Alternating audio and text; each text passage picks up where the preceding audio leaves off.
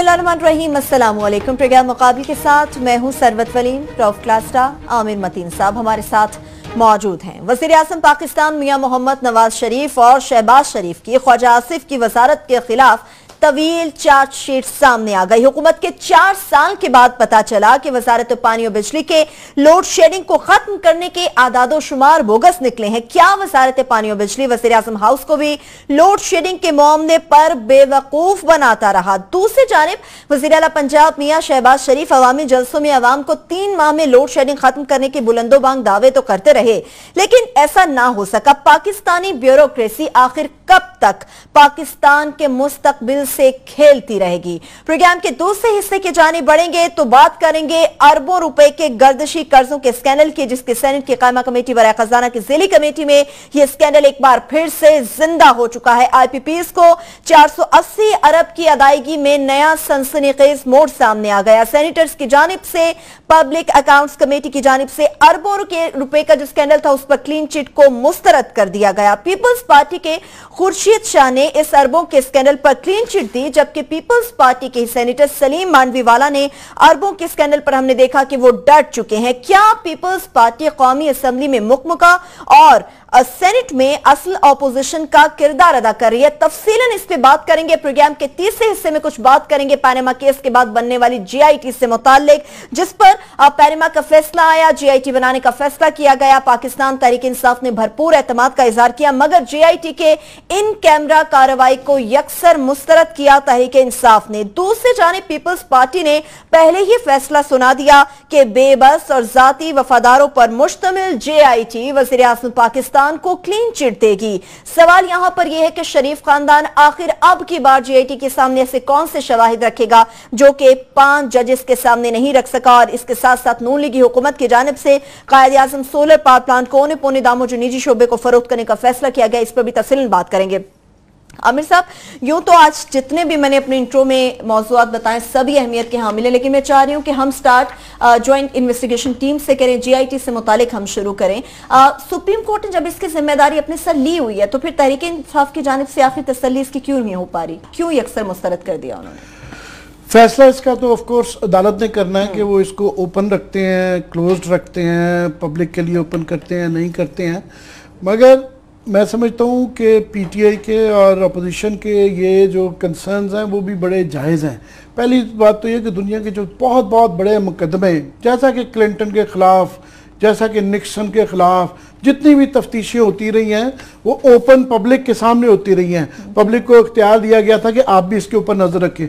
दूसरा ये कि हम इस नहज तक सिर्फ पहुँचे ही इसलिए हैं कि अदालत ने खुद अपने फैसले के अंदर कहा हुआ है कि जनाब ये सारा सिस्टम जो है ना ये जकड़ दिया गया है, रिग कर दिया गया है, अदारे अपना काम नहीं कर रहे हैं। FIA के मतलब भी अदालत फरमा चुकी है, CBR के मतलब भी फरमा चुकी है, NAB के मतलब भी फरमा चुकी है। तो जब वो अदारे रिग हो गए हैं तो वो अदालत के पास इतनी कैपेसिटी नहीं होती है कि वो जज कर सके इन अफसरान को जितनी कि पब्लिक के पास होती है। तो अगर ये ओपन हो जाएगा, मैं ये नहीं कह रहा कि लाइव दिखाना जरूरी, लाइव नहीं है, मगर वहां पे अगर प्रेजेंस हो, मीडिया की हो, पब्लिक की हो, तो हम भी अपना हिस्सा देखने, एक तो एक चेक आ जाता है कि हम देखना चाहेंगे कि जनाब ये कैसे जा रही है। दूसरा हम भी देखना चाहेंगे कि जब प्राइम मिनिस्टर वहां पे आते हैं, प्राइम मिनिस्टर के बच्चे आते हैं या बाकी जो एक्यूज्ड हैं या बाकी फैसिलिटेटर्स हैं, जब वो आए तो उनके क्या जवाब है, क्योंकि ये मुकदमा जो है पूरे पाकिस्तान को जुबानी याद हो गया है। ये of course prime minister of Pakistan के मुतल्लिक तो है ही है, ये रूलिंग फैमिली के मुतल्लिक है, रूलिंग पार्टी के मुतल्लिक है, पाकिस्तान के सारे माजी के मुतल्लिक है और मुस्तकबिल के लिए है। बेशक बहुत इंपॉर्टेंट है कि हम भी देखें कि हमारे सामने हो कि इंसाफ होना नहीं चाहिए, जो बड़ा पुराना मकूला है इंसाफ का कि इंसाफ होता हुआ नजर भी आना चाहिए।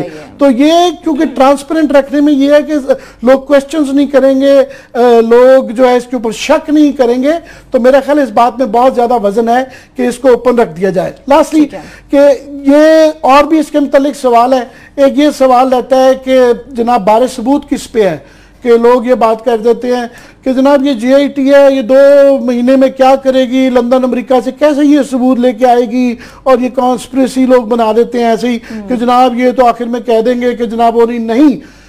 अदालत ने जो JIT के मुतालिक जो अपना ऑर्डर दिया है उसमें उन्होंने नैब के कानून का जिक्र किया है, एंटी करप्शन कानून का जिक्र किया है, जिसके अंदर ब्रिटिश कॉमन लॉ की तरह जब आप पब्लिक ऑफिस होल्डर कोई आता है तो बारे सबूत उस पर चला जाता है, उसने प्रूव करना है he is guilty until proven otherwise, कि वो ये समझ ले कि वो मुजरिम है, जब तक कि वो ये साबित ना करे कि जनाब ये मेरे शिकायत हैं, ये मसले हैं, ये इसको देख लिया जाए। ठीक है, जिस तरह से बड़े बड़े मुकदमात की, बिल्कुल आमिर साहब ने बात की इखलास साहब, बड़े बड़े मुकदमात की इन्होंने मिसालें दी, क्या आप समझते हैं कि PTI का जो मौकफ है कि इन कैमरा कार्रवाई को उससे मुस्तरद किया है, वो उनकी बात में वजन है, वो दुरुस्त उनका मुतालिबा है? वो कहते हैं ना, 2-3 मैं भी मुहावरों से शुरू करना चाहता हूँ। आमिर साहब ने भी किया है। तो आमिर साहब ने कहा कि इंसाफ जो है, जो असूल भी है कि ना सिर्फ होना चाहिए बल्कि ये नजर आना चाहिए होते हैं कि हुआ है इंसाफ। एक और भी बड़ी इसके साथ है, ये कानून का इंसाफ की एक पुराना इसकी मिथ है, लेजेंड है कि आसमान गिरता है गिरने दें, या इंसाफ होना चाहिए। ये भी आपकी ब्रिटिश लॉज की ये बेसिक उसका प्रिंसिपल है, आसमान गिरता है गिरने दें, इंसाफ होना चाहिए।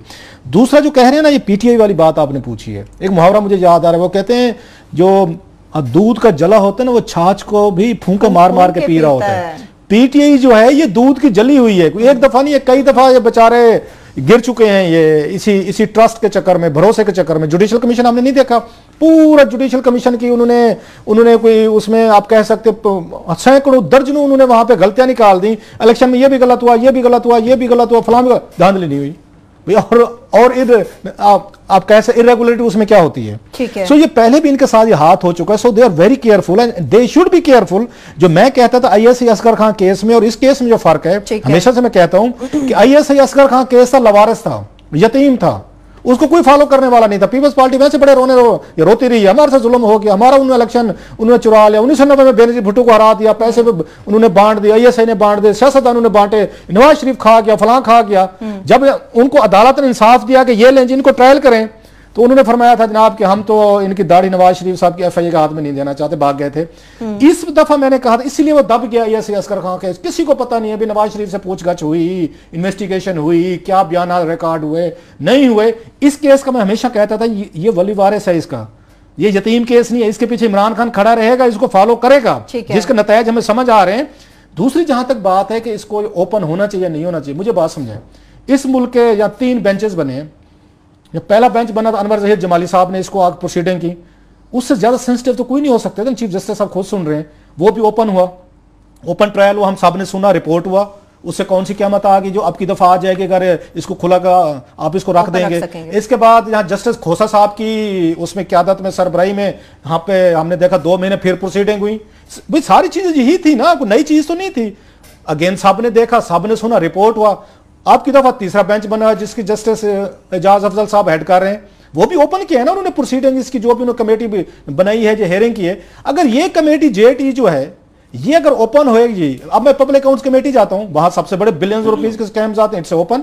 हम वहां फाइनेंस की कमेटी में बैठते हैं, फॉरेन की कमेटी में बैठते हैं, कौन सी कमेटी है जहां पे हम नहीं बैठते, हमारे सामने चीजें डिस्कशन हो रही हैं। हम मीडिया के लोगों ने उठ के उनके साथ लड़ना तो नहीं शुरू कर देना कि हजूर आपने से ये फलां सवाल क्यों नहीं पूछा, आपने मियां साहब को चाय क्यों पिला दी, आपने फलां के साथ इज्जत से बात आपने क्यों कर लिया। हमने तो ये काम नहीं करना। JIT सिर्फ एक चीज की इनको मेरा ख्याल अलाउ होना चाहिए, keeping the element of mistrust और हमारी ब्यूरोक्रेसी की गुलामाना जहनियत को सामने रखते हुए कम से कम एक पोर्शन ओपन होना चाहिए। ठीक है, वो कौन सा है, जब ये नवाज शरीफ साहब इसके सामने पेश हूं, हसन हुसैन और मरियम साहब अगर उन्होंने पेश होना है, जब वो पेश हूं उस वक्त इनको ओपन करने में हर्ज नहीं होनी चाहिए। सुप्रीम कोर्ट में भी पेश होते रहते हैं सारे के सारे लोग, हियरिंग्स जितनी भी है, क्रॉस क्वेश्चनिंग है, वो आपको रिकॉर्ड अपना बयान कराना चाह रहे हैं, वो ओपन होना चाहिए। ओपन होना चाहिए, लेकिन पीपल्स पार्टी तो कहती है क्लीन चिट मिलेगी, सब वो तो कहते हैं। मैं पीपल्स पार्टी की एक मैं उस पर आता हूं, पहले ये मैं इसको सेटल कर लें। सो ये जो है ना, पाकिस्तानी ब्यूरोक्रेसी में इतनी डिफेंस नहीं है, और मादरत के साथ उनकी वो जो है FIA के एडिशनल डायरेक्टर साहब जिया साहब, रेपुटेशन उनकी बड़ी अच्छी सुनी है कि ईमानदार अफसर हैं, लेकिन डिलीवर करने के हवाले से कोई इतनी बड़ी ज्यादा उनका कोई ट्रैक रिकॉर्ड भी नहीं है कि अल्लाह के फजल से ईमानदार जरूर हैं, ही एंजॉयज ए गुड रेपुटेशन। उनके बड़े करीबी आदमी ने मुझे बताया जिसने इनके साथ सर्व किया हुआ है, उन्होंने कहा जी अगर आप लोग किसी बोल्ड को फैसले की तवक्को रखते हैं तो आप इनसे जिया साहब से 20% की रखिएगा, 80%, 90%, 100% तो बिल्कुल ना, जो 20%। मैंने भी उन्हें यही बात की, मैं कि जिया साहब को कोई उन्होंने ना स्वीपिंग पावर्स नहीं दे दी, ना ब्लैंक चेक दे दिया है सुप्रीम कोर्ट ने, ये चेक लें और मर्जी के पैसे भर के ना आप या किसी को दे दें। उनका चेक भी है, प्लस जैसे आमिर ने कहा है, उन्होंने इस दफा ये बात ये नवाज शरीफ साहब के हमदर्द नहीं समझ रहे। आपकी दफा बर्डन ऑफ प्रूफ ना इस जेटी पे है कि तुम लोगों ने हमें प्रूफ देने हैं, ना इमरान खान पे है, ना शेख रशीद पे है, ना सिराजुल हक पे है। आपकी दफा मौका दिया गया नवाज शरीफ साहब को कि एक्सीलेंसीज आप आए और हमें झूठा साबित करें कि हमें आप पे शक है। हमें तो यकीन है, लेकिन हम कह रहे हैं कि शायद हमसे कहीं पे कोई गलती हो गई हो। आपको कतरी खातून ने मुस्तरद कर दिए, नया एविडेंस है। अगर इन्होंने नए एविडेंसेस ना दिए जो कन्विंसिंग ना हुए, अच्छा बाद लोग कह रहे थे नवाज शरीफ साहब पेश ही नहीं होंगे, एक दो ने मुझे, मैं खैर वो पेश होंगे, समझदार हैं, होप ही विल। मैंने कहा जनाब आपकी दफा इन्होंने हैंकी फैंकी थोड़ी सी भी आगे पीछे की, नुकसान डैमेज जो है ना ये हाउस ऑफ शरीफ को होगा। अगर इस वक्त उसको कमेटी को मुतमिन करना, अदालत को मुतमिन करना, ये मियां नवाज शरीफ साहब का काम है। लिहाजा आप वहां पे तरीके ले लें, आप पेश ना हो। मेरा ये इसका बड़ा कोई बेवकूफ है जो ये कह रहा है कि पेश नहीं होंगे। 190 के तहत इख्तियार है पूरा, 190 के तहत पूरी रियासत is at the disposal of this JIT के पूरी रियासत का हर महकमा, हर शख्स जो है उसने अपने आप को समझ लें कि अदालत के कदमों में है। बिल्कुल ठीक है, अभी छोटे से ब्रेक में चलते हैं। बिल्कुल अभी ब्रेक में चलते हैं, ब्रेक से वापस आएंगे, गुफ्तगू का सिलसिला यहीं से आगे बढ़ाएंगे। इसके साथ साथ आपको ये भी बताएंगे कि 2013 के इंतखाबात से पहले उसके बाद भी शहबाज शरीफ साहब जो लोड शेडिंग खत्म करने के थे वो दावे करते रहे 3 माह में खत्म हो जाएगी, लेकिन अब जो वजारत पानी और बिजली की जानिब से लोड शेडिंग को खत्म करने के आदत शुमार सामने आए हैं, उस पर विफाकी हुकूमत खासतौर पर वज़ीर आज़म पाकिस्तान नवाज शरीफ और शहबाज शरीफ ने किस तरह से ख्वाजा आसिफ की वजारत को चार्जशीट किया है, वो डिटेल्स भी आपके सामने रखेंगे। हमारे साथ रहिए।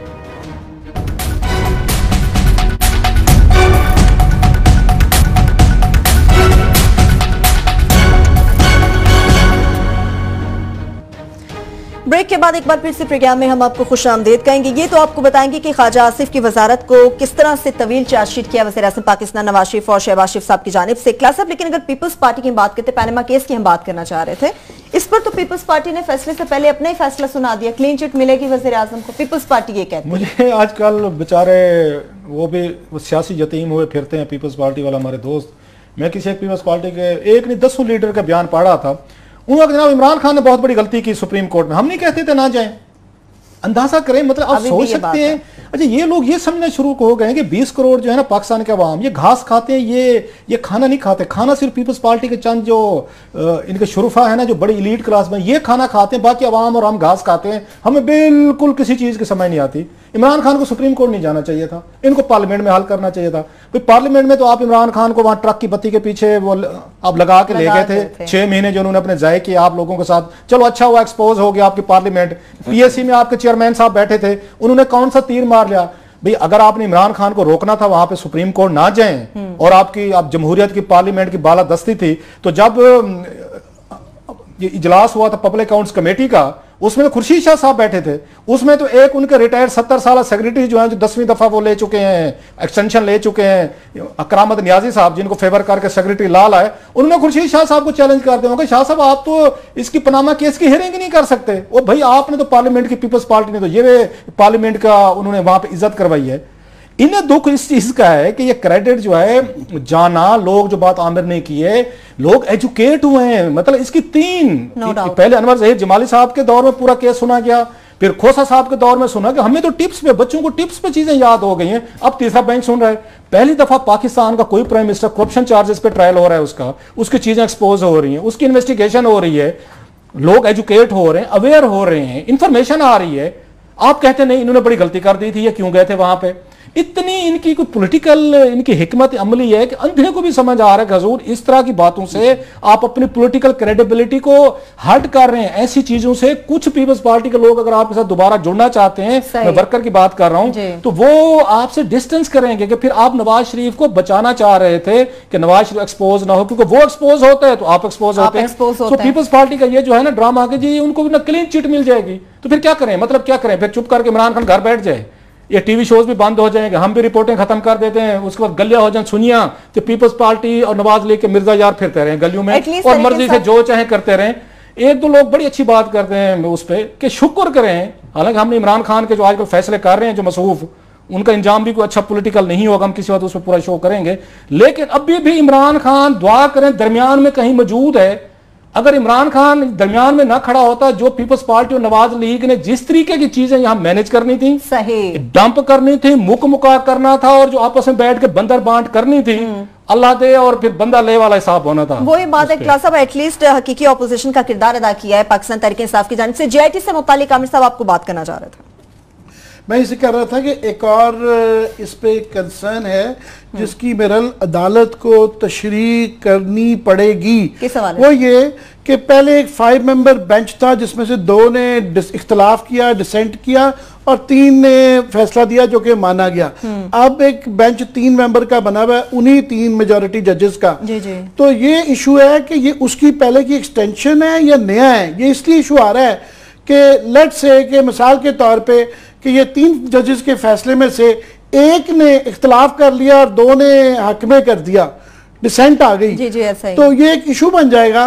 लोग ये हमारे जैसे जो ले मैन है, आम आदमी ये सोचेगा कि जनाब 5 जजेस में से 3 ने तो इख्तलाफ किया, नवाशी साहब फिर भी बच गए। यू सी, अगर ये 3 जजेस के देखा जाएगा तो समझ आती है कि जनाब 2 जजेस ने जो है ना उनके ये नवाज शरीफ साहब के हक में फैसला दिया और एक ने इख्तलाफ किया, तो जी नवाज शरीफ साहब बच गए। मगर अगर देखा जाए कि वो पहले वाले 5 जो जजेस थे उनमें से 3 ने, पहले 2 ने, और इस फैसले में तीसरा भी जो इख्तलाफ कर देता है, तो वो 5 के तो वो 3 बन गए। तो ये एक बड़ा इशू आ जाएगा कि ये एक वाज़ेह अदालत के लिए किसी स्टेज पे करना पड़ेगा, तशरीह करनी पड़ेगी। तशरीह पे बहस है, मैंने वकला से बात की है दोनों साइड्स के, वो दोनों अपनी अपना वर्जन दे रहे हैं और बड़ी मुख्तलिफ तशरीह कर रहे हैं। मगर इस नुकता ये बड़ा इंपॉर्टेंट है कि लेट्स से फैसला अगर 3-0 नहीं आता, 1-2 आएगा, तो फिर तशरीह की हो सकती है। उस वक्त आने से पहले अभी ये चीज बहस हो जाए, मुकम्मल हो जाए, अभी बहस तलब है और कहा जा रहा है कि तशरीह के सामने आनी चाहिए। अब कुछ बढ़ते हैं क्लास साहब, हम लोड शेडिंग से, मतलब खास तौर पे एदाद शुमार से मुतालिक मैं बात करना चाह रही हूँ।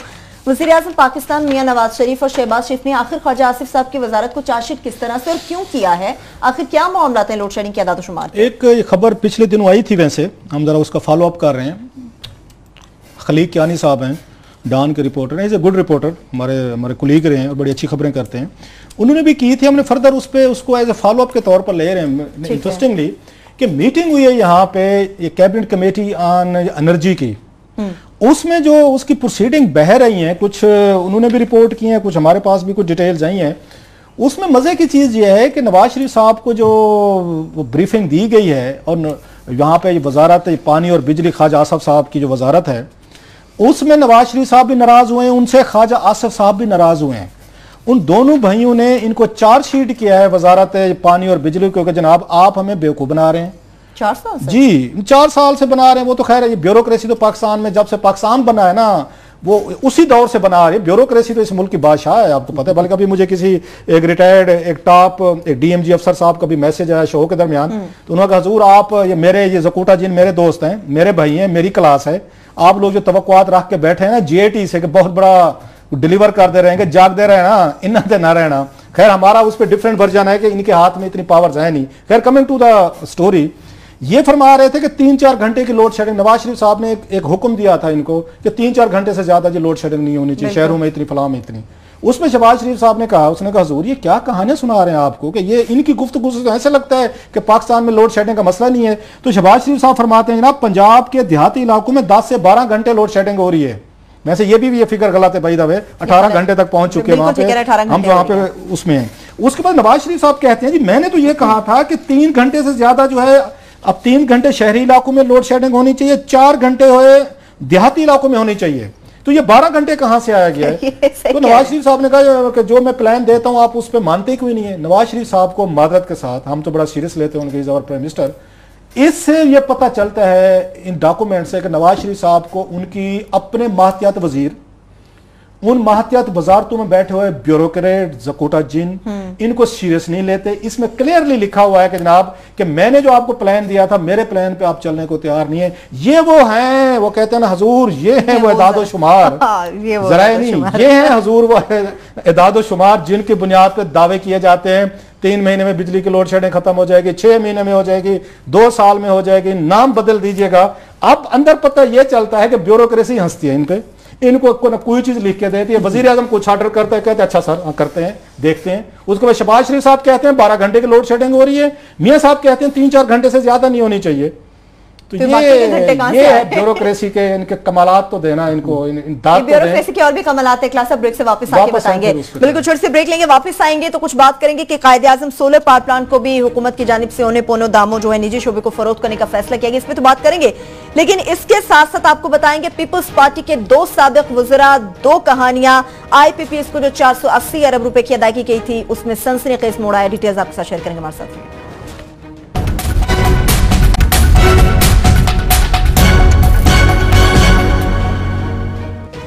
ब्रेक के बाद एक बार फिर से प्रोग्राम में हम आपको खुशामदीद कहेंगे। IPPS को जो 480 अरब की अदायगियां की गई हैं उस पर तो हम बात करेंगे, लेकिन आमिर साहब जिस तरह से लोड शेडिंग से मुतालिक और ख्वाजा साहब ने जो आदाद शुमार लोड शेडिंग को खत्म करने से बताए थे, हम समझते थे अवाम ही अंधेरे में रहती, यहाँ पर तो वजारत ने नून लीग हुकूमत को अंधेरे में रख छोड़ा। ये जो कैबिनेट की मीटिंग बराए एनर्जी की जो ये सारी डॉक्यूमेंट्स आई हुई हैं सामने, इससे 2-3 चीज़ें बड़ी मज़ेदार प्रूव होती है। पहली बात तो ये कि ये अवाम से ही झूठ भी नहीं बोल रहे, ये अपने आप से भी एक दूसरे से झूठ बोल रहे हैं। ठीक कह रहे हैं कि ministry of water and power जो है प्राइम मिनिस्टर से झूठ बोल रही है, प्राइम मिनिस्टर के बंदे किसी और से झूठ बोल रहे हैं, सब एक दूसरे से अवाम मिनिस्टर और शहबाज शरीफ साहब ने, आपको याद होगा डे 1 से झूठ चल रहा है कि कहा पहले कि जनाब 6 महीने के अंदर में हम आ जाएंगे तो बिजली कर देंगे, ये तो मैनेजमेंट का मसला है। उसके बाद प्राइम मिनिस्टर ने कहा नहीं ऐसे ये जोशे बयानी में कह गए थे 1-2 साल लग जाएंगे। वो 1-2 साल जब गुजर गए तो ख्वाजा आसिफ साहब ने, मुझे याद है हामिद मीर के प्रोग्राम में एक दफ़ा कहा कि मेरा गिरबान पकड़ लीजिएगा 2017 में तो लाजमी अवाम से भी वादा किया गया और प्राइम मिनिस्टर से भी किया गया। इस मीटिंग में चल रहा है कि प्राइम मिनिस्टर ने, अब जब पता चल रहा है कि यहाँ पे जो है ना 7,000 मेगावाट की जो है ना शॉर्टफॉल है, जो कि पहले 2013 में 4,000 की करीब चल रही थी। इसका ये मतलब है कि वो 2013 के रमजान गर्मी में बुरे हाल में गुजरा था, ये 5 साल बाद 5वीं गर्मी भी उस तरह ही रमजान गुजरेगा। तो उस पे प्राइम मिनिस्टर ने कहा कि जनाब मुझे तो कहा गया था कि 2017 के अंदर जो 3-4 घंटे शहरों में 3 घंटे होगी और गांव में 4 घंटे। तो शहबाज शरीफ साहब ने कॉन्ट्रडिक्ट किया ख्वाजा आसिफ साहब के फिगर्स को कि जनाब ये झूठ बोल रहे हैं। पंजाब में लाहौर समेत जो है 10-12 घंटे तो पंजाब में हो रही है, तो बाकी सूबों का तो पुरसाने हाल ही कोई नहीं है। तो फाटा में फॉर एग्जाम्पल जिस तरह 18 घंटे हो रही है। तो अभी बात यह है कि फिर इनके एकदम अब हाथ पांव फूल गए कि करना क्या है प्राइम मिनिस्टर ने। तो इन्होंने कहा कि जनाब फिर वो मोबाइल पावर प्लांट्स जो है ना वो भी किया जाए, RPPs भी किया जाए। तो ये खबर जब कियानी साहब ने छापी तो ख्वाजा आसिफ साहब ने ये ट्वीट भेजा जो कि बड़े सख्त अल्फाज थे कि ऐसा there is no proposal to hire mobile power plants as reported by Dawn. A paper with Kail's picture on front page is expected to be more credible। अब कायद आज़म के पेपर का वो ताना दिया गया और इस जो है मिनट्स जो पड़े हुए हैं ये यहाँ पे क्लास साहब के आगे, इसके अंदर लिखा हुआ है कि प्राइम मिनिस्टर ने कहा कि मोबाइल के उसको भी एक्सप्लोर किया जाए। इशू ये है कि अब ये मोबाइल और RPPs में खास तौर पे इशू ये है कि पीपल्स पार्टी को इसलिए निकाला गया और वो प्राइम मिनिस्टर जो है अभी तक के अदालत में जो है नून लीग गई थी कि जनाब नून लीग नहीं, ख्वाजा आसिफ साहब नून लीग को छोड़े उस रेलिवेंट बनता है ना। ख्वाजा आसिफ साहब उस पे गए थे RPPs पे और अभी वो RPPs के प्लांट यहाँ पड़े हुए हैं। अब मुझे नहीं समझ आ पहले तो इखलाकी तौर पे किस मुंह से उन RPPs वालों के पास दोबारा जाएंगे, फिर लीगल क्वेश्चन आ जाते हैं कि जनाब आपने तो सुप्रीम कोर्ट में उसके खिलाफ फैसला लिया हुआ है, और तीसरा टैरिफ क्या होगा, ये बड़े इश्यूज आ जाते हैं। घूम फिर के इनको समझ नहीं आ रही कि अभी भी एक जो बुनियादी लास्टली मैं कह दूं कि अभी भी मसला मैनेजमेंट का है कि अभी ये कर रहे हैं कि ये इनसे सर्कुलर डेट इतना बढ़ा लिया कि 480 की बजाय दोबारा 418 पे आ गया हुआ है, और ये लाइन लॉसेस इनसे नहीं हैंडल हो रहे, जो बिजली चोरी हो रही है, ट्रांसमिशन इनसे नहीं हैंडल हो रही, और ये वो सारा पैसा चाह रहे हैं कि आपको और हमें ट्रांसफर कर दें। उसके लिए इन्होंने CCI से नेपरा का जो रेगुलेटरी बॉडी है चेक करने के लिए उसके कवानीन में तब्दीली का प्रपोजल ले लिया। लास्ट ये कह दूं कि सलाम है PTI पे कि बाहर निकल के शोर मचा रहे हैं। असद उमर साहब कह रहे हैं कि जनाब बड़ी ज्यादती हुई है, देखिए ये अवाम पे बोझ डालेंगे। भाई साहब CCI में आपका जो KP के चीफ मिनिस्टर बैठे थे उन्होंने क्यों हाँ कर दी, अंदर क्यों नहीं शोर मचाया। अब आप जो बाहर शोर मचा रहे हैं तो वो भी इसके साथ मिल गए हुए हैं। ये जो आपका मेरा गला काटा जाएगा कि बिजली के बगैर हमसे अंगूठा रख के पैसे लिए जाएंगे, इसमें पीटीआई भी जुर्म है। सही, ठीक है, इसमें बिल्कुल वो भी मुजरिम है। एक मुझे मुहावरा याद आ गया, वो एक है ना, खुदा जब हुस्न देता है नजाकत आ जाती है। पीटीआई को भी ना ये ऐसा ऐसा मुका वाली सियासत सीखते जा रहे हैं। अंदर जाएं, वहां पे परवेज खटक साहब मिल जाते हैं कि बिल्कुल अवाम पे अरबों रुपए का बोझ डालो, लाइन लॉसेज हैं, जो बिल नहीं दे रहे लोग उनके बिल भी अवाम से लो, जो बिल दे रहे हैं उसमें परवेज खटक साथ है उनके, वहां पे चू नहीं करते खटक साहब जो हैं, बहर आके रोला डाल देते हैं। ये हुस्न की नजाकतें जो है ना सर, ऐसा ऐसा पीटीआई भी बड़ा आजकल इधर उधर मार रही है। हम इस पे बात करेंगे। ये भी उसी काम पे अल्लाह के फजल से आखिर ट्रैक पे लग ही गए कि पाकिस्तान में वो कहते हैं अंदरों अंदरों रोला ना, वो क्या अंदरों अंदरों खाई जाओ तो रोला पाई जाओ, तो रोला पाई जाओ, ये वही वाला हिसाब लगा। सही है। अभी बिजली की आपने बात की क्लासेस, अब ऐसी सूरत हाल में आईपीपीएस को जो 480 अरब की अदायगियां की गई हैं उसका जिक्र ना हो, ये कोई मुनासिब नहीं लगेगा। जो 480 अरब की अदायगियां की गई हैं, सनसनीखेज मोड़ आ गया है। 2 साबिक वज़रा आमने सामने नजर आ रहे हैं हमें पीपल्स पार्टी के।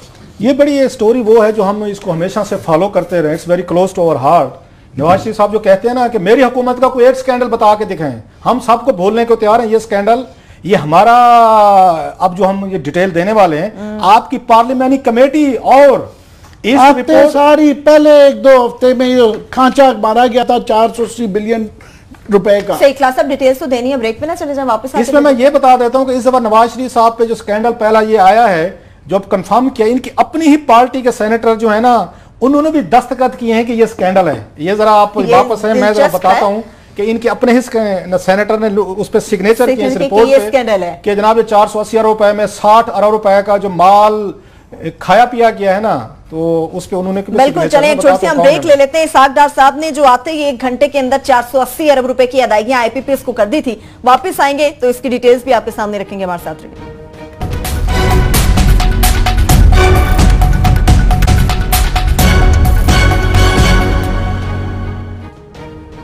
ब्रेक के बाद एक बार फिर से प्रोग्राम में हम आपको खुश आमदेद कहेंगे। क्लासेस साहब, बिजली और सोलर पावर प्लांट की भी मैं चाह रही हूँ बात करें। कायदे-ए-आज़म सोलर पावर प्लांट के हवाले से जो औने पौने दामों निजी शुबे को बेचने का फैसला किया गया, इसके साथ आईपीपीएस को जो 480 अरब की अदायगियां की गई हैं, उस पर आप कह रहे हैं कि नून लीग हुकूमत के अपनी सेंटर ने दस्तखत कर दिए। मैं वो अभी उसकी डिटेल बताता हूँ। आज बड़ी 2 इंपॉर्टेंट खबरें हैं।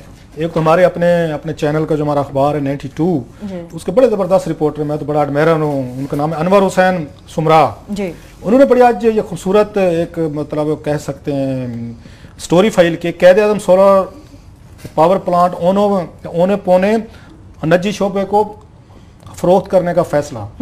अब वारदातें जरा मुलाहिजा फरमाएं। इन्होंने नंदीपुर के साथ यही किया कर 12 अरब से 22 अरब किया, 22 अरब का 57 किया, फिर रिपोर्ट आई वहां पे हेयरिंग में कि 84 अरब का हो गया। जब 84 अरब रुपए का हमने जेब से खर्च कर दिया, वो प्लांट उन्होंने चाइना के हवाला कर दिया कि आप रखो यार, जी हमारी जेबों से कि आप रखो। अब सोलर पावर प्लांट को बेचा इन्होंने हिंद सिंध में। क्या मुझे याद पड़ता है शहबाज शरीफ साहब ने उसकी इनॉग्रेशन की थी, क्या क्या बड़े बड़े दावे किए गए और बड़ी सहाफियों की, मेरे जैसों की बड़ी एक लाट गई थी करोड़ों पे, उनके आमदोरफ्त खर्चा वगैरह वो भी सारा जहाज के आना जाना वो भी खर्च हुआ था। अब अनवर हुसैन हमारे सुमरा साहब ने खबर दी है कि जनाब वो भी बेचा जा रहा है। ये बेसिकली इसके आगे पीछे अपने ही लोग होते हैं, मैं इतना ही बता सकता हूँ। मैं ये इतनी बड़ी बड़ी, ये आपको पता है, ये जनरॉसिटी जो है ना, ये सिर्फ अपनों के लिए होती है। It's all about the family business, ये फैमिली बिजनेस ही होता है। इट्स ऑल अबाउट फैमिली, बल्कि हमारे बुजुर्ग अल्फाज में। दूसरी खबर बड़ी इंपॉर्टेंट है, हसन रज़ा की है, वो भी बड़ा अच्छा रिपोर्टर है। उन्होंने किया है कि वजीर आला पंजाब के लिए हेलीकॉप्टर की आखिरी किस्त भी अदा। उन्होंने 1 अरब 90 करोड़ रुपए का हेलीकॉप्टर खरीदा जनाब। इन्होंने शहबाज शरीफ साहब ने, जो बड़ा फरमाते थे कि मुझे आने दें, हम यहाँ पे जो परवेज, बड़ा मशहूर कोट है, शायद प्रोड्यूसर साहब के पास कहीं पड़ा हो वो, जो कि मैं हेलीकॉप्टर नहीं लूंगा, और वो पता नहीं उस पर भी बड़े मजदार। अभी शुक्र है पिछले दिनों तो वो बिजली देने लग गए थे प्राइम मिनिस्टर मोदी साहब को, पिछले हफ्ते जोश मोदी साहब को हम दे लेंगे। वो तो मोदी साहब संजीदा नहीं हुए, नहीं तो हम तो तैयार थे। चलें आप आते हैं इस रिपोर्ट पे, मुझे थोड़ा सा कम्प्लीमेंट करने दें इससे पहले कि इसकी फाइंडिंग हम अभी चला रहे हैं, स्क्रीन पे नजर आएंगी, बड़ी इंपॉर्टेंट फाइंडिंग। क्रेडिट जाता है मेरा ख्याल है सलीम मांडवीवाला साहब जो है पीपल्स पार्टी के सेनेटर हैं और फाइनेंस मिनिस्टर रहे हैं, उन्होंने स्कैंडल को नहीं मरने दिया सेनेट की फाइनेंस कमेटी में। हालांकि जो जब आजकल फरमा रहे थे कि इमरान खान को सुप्रीम कोर्ट नहीं जाना चाहिए था, खुर्शीद शाह साहब इसको 6 महीने पहले क्लीन चिट दे के इस चैप्टर को क्लोज कर चुके हैं पब्लिक अकाउंट्स कमेटी में, खत्म। मांडवी वाला साहब ने वहां पे नहीं मरने दिया। मोहसिन अजीज साहब हैं, मोहसिन लगारी साहब हैं, इवन वहां पे ये आयशा फरूक साहबा थी, सऊद ये मजीद साहब थे, ये कामिल अली आगा साहब थे। इन लोगों ने बड़ा स्टैंड है, इनको बड़ा बेवकूफ बनाने की कोशिश की, वाटर एंड पावर ने भी और फाइनेंस मिनिस्ट्री ने भी। एक दिन में 1 घंटे में 27 जून को समरी तैयार हुई, अप्रूवल हुई और 480 अरब रुपए स्टेट बैंक से रिलीज करवा के ये लाहौर के नेशनल बैंक में इन तमाम आईपीपीज के अकाउंट में ट्रांसफर हो गए थे। सारा काम एक दिन में हुआ है आमिर साहब। 4 अरब डॉलर की पेमेंट 1 घंटे में, 1 दिन में सारा प्रोसेस कंप्लीट किया। जो कहते हैं हमारे ऊपर कोई स्कैंडल बता के थे। खैर वहां पे एक झेली कमेटी बनाई थी उन्होंने मांडवी वाला साहब ने, जिसकी सरबराही जो है मोहसिन अजीज साहब कर रहे थे। आई मस्ट से मोहसिन अजीज साहब की उनकी बहुत सारी कैपेबिलिटीज का मैं कह लूं, इंटेलिजेंट मैन, ये सेनेटर जो है पीटीआई के वो भी हैं, कामिल अली आगा साहब। अब इस कमेटी में उनके साथ जो थे वो थे इनके सेनेटर सऊद मजीद साहब, ही इज फ्रॉम साउथ और बड़े करीब हैं हाउस ऑफ शरीफ के। उन्होंने भी इस रिपोर्ट पे साइन किए हैं कि जनाब उस रिपोर्ट की जरा फाइंडिंग मैं आपको जल्दी से बता दूं। वो ये कहते हैं कि आईपीपी से 60 अरब रुपए की वसूली के लिए नैब और एफआईए इस्तेमाल की जाए, कि 60 अरब रुपया आईपीपी को गलत तरीके से दिया गया है, फ्रॉड हुआ है, धोखा हुआ है। 60 अरब ये मामूली रकम, ये पैनामा 3 है कि प्राइम मिनिस्टर का ही केस बनता है ना, ये नैब के पास एक और केस जा रहा है और एफआईए के पास। आईपीपी को जिसमें सेनेटर सऊद मजीद पे ये नवाज लीग के सेनेटर है, उनके दस्तखत हैं रिपोर्ट पे। वो ये लिखते हैं आईपीपी को जो इसाक डार साहब ने अदायगियां की थी 60 अरब रुपए की करप्शन साबित हो गई है। और ये फरमाते हैं कि जनाब के इनसे रिकवरीज करवाने के लिए आईपीपी से नैब और एफआईए की आप उनकी खिदमात उनकी लें। और सेनेट की ज़ैली कमेटी ने वजारत खजाना, वजारत पानी और बिजली को गैर कानूनी अदायगियों का जिम्मेदार करार दिया। वैसे इनके साथ साथ इनको स्टेट बैंक को भी ये पकड़ना चाहिए था। जब आप लोगों को पता था कि बगैर ऑडिटर जनरल पाकिस्तान अख्तर बुलंद राना के न प्री ऑडिट किए, अकाउंटेंट जनरल के न प्री ऑडिट के बगैर स्टेट बैंक ने कैसे दे दिए? स्टेट बैंक के लोग भी इसके जिम्मेदार हैं स्कैंडल में मुलव्वस है। जो 60 अरब, ये 60 रुपए नहीं है, 60 अरब रुपया इन्होंने ओवर एंड अबव इन्होंने आईपीपी को दिया। ये वो घपले हैं, ये वो माल है जो आईपीपी में बनाया गया है। और इनकी ज्यादतियां देखें कि जो जुर्माने आईपीपी ने देने थे हुकूमत पाकिस्तान को, मतलब इन्होंने आईपीपी को, उन आईपीपी को भी पेमेंट की अरबों रुपए की जो बांध रहे हैं, जिन्होंने बिजली पैदा ही नहीं की। आमिर साहब उनको भी अदायगियां कर छोड़ी, जिन्होंने बिजली नहीं पैदा की, बिलियंस ऑफ रुपीस उनको दिए गए हैं। जुर्माने उन्होंने आईपीपी ने लगाए हुए थे, जो उनके जुर्मानों की अदायगी की है। जो हुकूमत पाकिस्तान के जुर्माने आईपीपी ने देने थे वो माफ हो गए।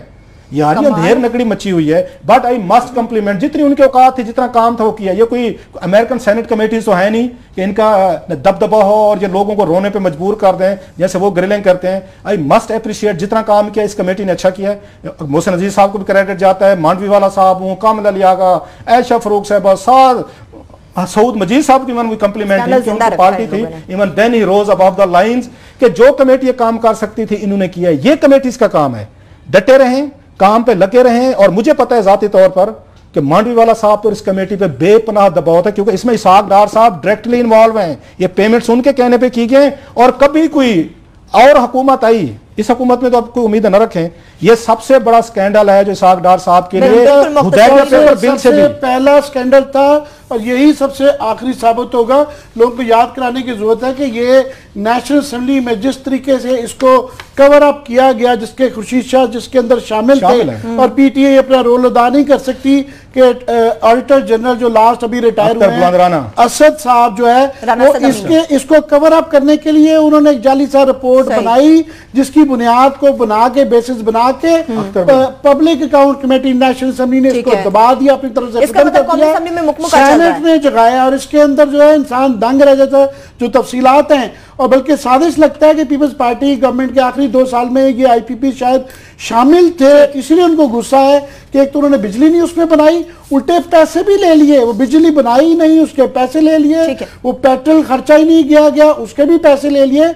111 शायद अरब रुपया था इरेगुलरिटीज का टोटल मिला के, जो कि पिन पॉइंटेड थी, सब दे दिए गए हैं। ये बंद नहीं हो रहा, ये चलेगा। इसाक डार साहब पे हुदैबिया मनी लॉन्ड्रिंग का पता है कितना इल्जाम था? 1.2 बिलियन इट्स 60 बिलियन। वकार मसूद साहब भी रिटायरमेंट से वापस आके पकड़े जाएंगे और असद वो साहब भी शामिल पकड़े है, जाएंगे। शामिल है। राना असद में से क्लियर कर दें, लोग कोई और असद ना समझ लें। राना असद अमीन साहब थे, उनकी बात कर रहे हैं। और क्रेडिट उनको भी देना चाहिए, अख्तर बुलंद राना को, एक्स ऑडिटर जनरल पाकिस्तान। नौकरी लूज कर गए वो, लेकिन उन्होंने ऑडिट करके दिया। और आज जितने भी फैसले हुए हैं, अख्तर बुलंद राना का इसमें बड़ा रोल है। नौकरी लूज की उन्होंने, जॉब लूज किया, लेकिन वो रिपोर्ट बना के गए थे, जिसकी वजह से सारा हुआ। और हम आखिर पे कंप्लीमेंट करते हैं सेनेट की स्टैंडिंग कमेटी ऑन फाइनेंस को और इसको मेंबरों को कि खड़े रहे हैं दबाव के बावजूद। ये उनका काम है, ये पार्लियामेंट की सेनेट बानी का भी बहुत रोल है। उन्होंने कमेटी बनवाई और करवाया और आगे कैरी करेंगे। ये है पार्लियामेंट की सुप्रीमेसी। अब इस पे इंप्लीमेंटेशन टकेगा कि नहीं होना, क्योंकि रूलिंग लीड के खुद अपने आईपीपी के बहुत सारे लोग हैं, इनके अपने वजीर खजाना this committee has done it's job. बिल्कुल, ये डटे रहे और आइंदा भी हम इसका फॉलोअप आपके सामने रखते रहेंगे। इसके साथ ही प्रोग्राम अपने इख्तिताम को पहुंचता। अपना बहुत सा ख्याल रखिए। खुदा हाफिज़।